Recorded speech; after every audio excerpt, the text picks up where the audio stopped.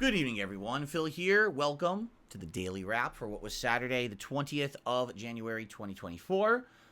Pretty eventful day because not only was I trying out a brand new game that everyone is playing and is virally popular, it's all over the internet right now, and I was able to give my own take on it, but also I had a big announcement regarding the documentary on me on today's podcast. So, in a nutshell, and I'm not going to spoil everything about it, but I'm just going to tell you the announcement was basically that the documentary's canceled, all right?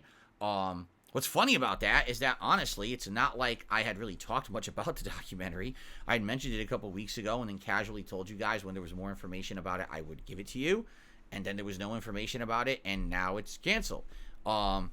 So, FYI, I feel like the shock of people saying, oh my god, it's canceled, is from people who sadly go to detractor circles, go to troll channels, go to idiotic morons who restream, go to idiots who have no content of their own, and just make drama content out of everything I do on my stream, and they hyped it up, right? They were so excited for it. They were so pumped that I was going to be doing a documentary because it was going to give them free content and license to be toxic for the next 27 years. I barely even mentioned it myself, right? And now that it's not happening, oh my god, it's hilarious. Just so you guys know, I've gotten messages, I've gotten comments, I've gotten emails from trolls. Oh, they're all upset that I'm not doing it anymore. Well, I guess I made the right decision then. Let's just put it that way, right? Like, if that's the reaction, then I probably made the right decision. If you want the full explanation of what's going on and why I came to this decision, that was literally the meat of today's podcast. So check out the Level 1 podcast from this morning, January 20th, and you will see how I came to this decision. I would welcome your comments on that podcast to let me know what you think, but the decision is final. So there. All right? Now, after that, we played Palworld, which is this game that now has sold 2 million copies in less than 2 days.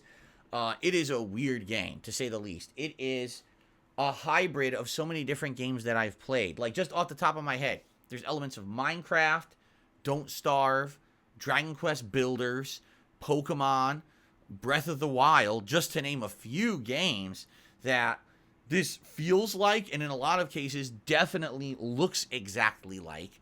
The oddest part I would have to say about it is that it obviously is a knockoff of Pokemon, but it looks better than Pokemon. Because Pokemon looks like shit because it's on the Switch and it runs like crap, right? Frame rate, the detail, it's just trash.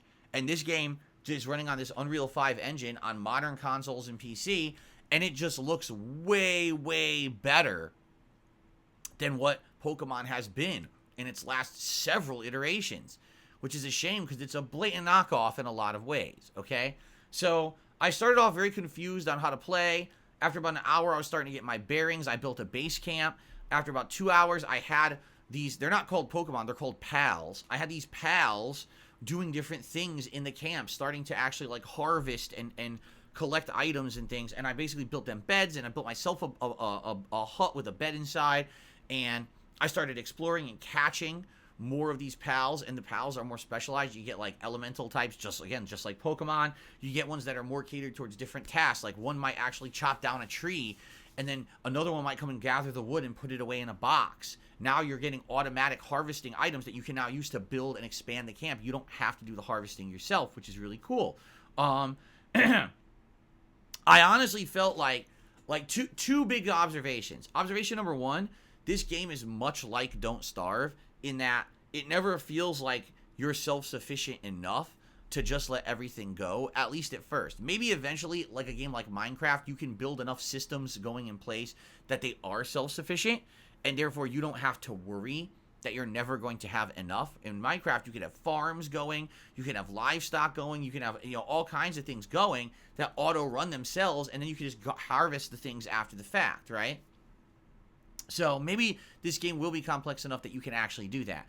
But initially, it reminded me of how in Don't Starve, you never really had downtime. Every moment you should have been gathering, you should have been cooking, you should have been building more defenses, you should have been getting ready for a fight or whatever it may be, because it's kind of that feeling of there's always something looming around the corner and you need to be ready for it, or you need to be improving at all times. That's how the game is based, is like leveling up yourself and your camp and building things around it. So, that was my first observation. It's a game where it's constant stuff. It's not, even though it's relaxing to play, and I really feel this is the kind of game that's great for an interactive audience, like a night stream where we hang out for a couple hours and we talk, much like how I used to play Minecraft years ago.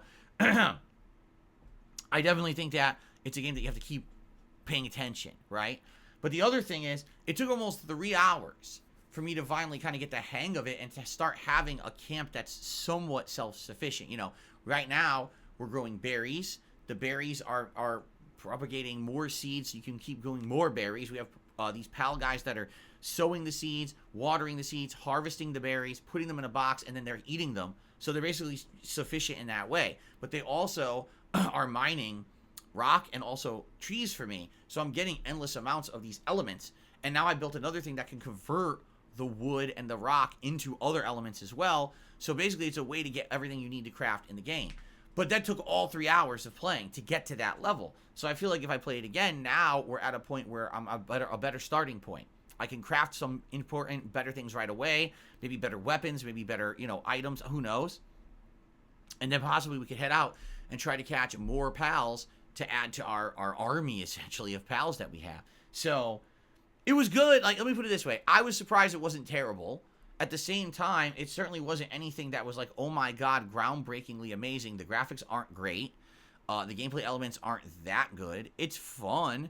I definitely see this as a good Game Pass mess-around experience. I don't see this as a game to buy, but a ton of people bought it, supposedly. I don't know. So anyway, that's my experience. You can watch the gameplay. It's live on the channel. I'm actually planning on doing a late-night stream of it later this week, probably Tuesday night, for variety and to see if it would actually work as a late-night chill stream, if people would show up and hang out and support it, or if this is the kind of game where, well, it's virally popular because a bunch of streamers are playing it, but I'm not one of them, so no one cares. I thought it was a fun time and would have been good for chill streaming, so that's why I want to give it a shot later in the week, okay? Now, Sea of Stars tonight definitely was a chill stream. We actually went back to the town of Brisk. If you remember, that was the port town from earlier in the game. And now it's been destroyed by the events of the last stream. We had to save some people.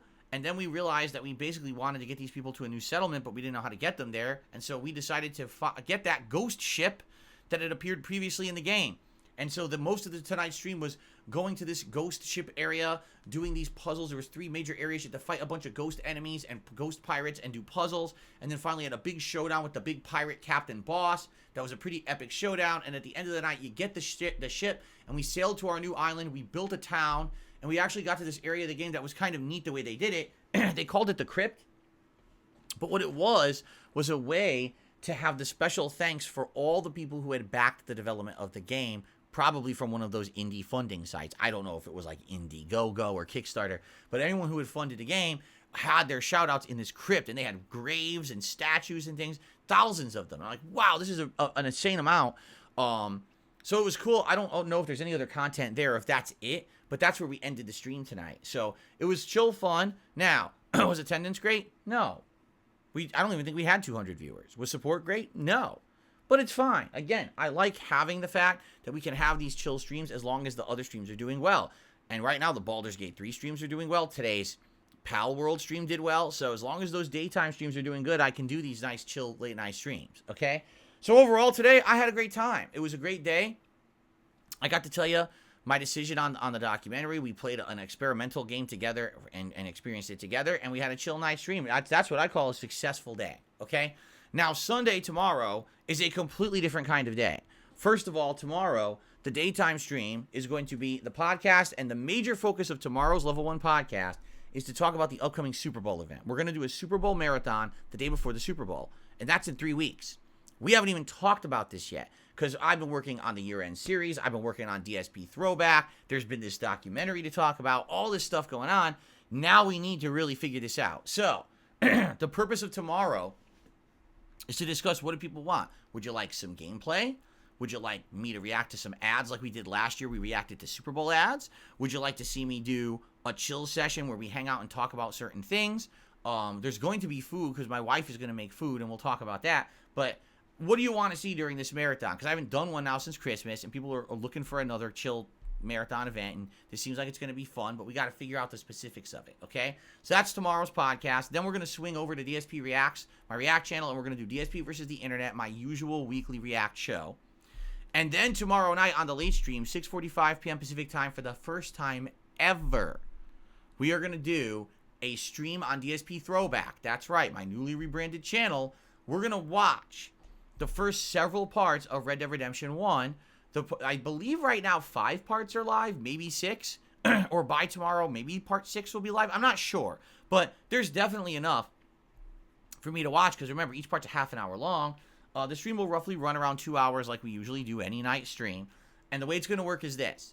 If you're there live, great. We're going to watch, we're going to react, we're going to interact, we're going to laugh at my old commentary, we're going to call out the things that are bad that shouldn't be done anymore, but we're also going to enjoy a classic game with my old style of commentary. It should be pretty good to also see those improved visuals with a live audience. The stream itself will be archived on the channel. If anyone becomes a channel member, they would be able to watch that immediately back. Just like I do on DSP Reacts. On DSP Reacts, if you're a member, you can watch the stream right away when it goes offline. I'm going to do the same thing on that channel, okay? But for those who aren't members, I'm going to split it up into, like, parts. So basically, that channel not only will have new parts of Red Dead Redemption and Final Fantasy 13 every day coming out, but I'm going to release slowly those 4 parts or so of me doing commentary over it over the course of the week. So there's going to be different styles of content on DSP Throwback this week, because as a result of this stream. Now, my hope is that you will come by tomorrow night and you will chill with me, and hopefully if you like the content, you'll support it. Maybe do a super chat or a membership, maybe leave a tip. That would help a lot, and it would help make those efforts that I've been doing in the last month of DSP Throwback viable. You know, it's been 3 weeks now that I've been working on this pretty regularly, and you know, it would be nice to be able to earn some stuff for the work that's been put in. But in addition to that, the idea is to hopefully bump the channel's view hours up so that it will now qualify for advertisements. We're very close, like no exaggeration. We're like a few hundred view hours away from the channel qualifying for ads. So this stream very well could push it over, and then I can start monetizing all the videos on that channel moving forward, which would be awesome. So let's see how it goes tomorrow, okay? A totally different kind of day. Full-time gameplay will resume this coming Monday on DSPGaming. All right? Guys, thank you all. Please have a good evening. I hope that you enjoyed the stuff today. Be safe, and I'll see you in the morning for a fun and different style of day. Peace out, and see you then.